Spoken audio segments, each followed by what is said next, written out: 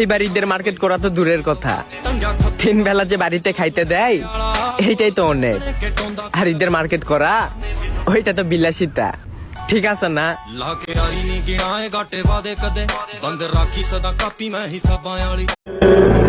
সামনে তো ঈদ চলে আসতেছে। আচ্ছা, এই বাড়িতে কাকে মিস করবেন কমেন্টে বলে যান।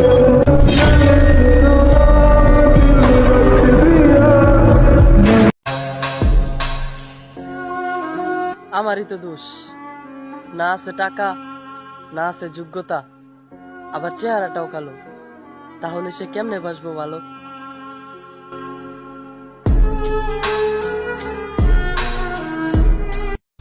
একটা পোলা নেশাখোর ভাই সাধে হয় না।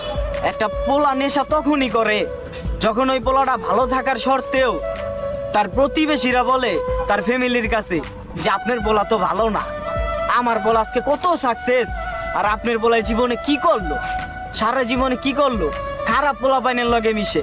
আরে বাবা রে, আপনার পোলা ভালো কাম করে, আপনার পোলা সাকসেস হয়েছে লাইফে, এই জন্য যে আর একটা পোলা নামে যে দুর্নাম গায়ে বেড়াইবেন ওই পোলাটা সাকসেস হইতে পারে না দেখা কি ভাই? বিবেকে বাধা দেয় না?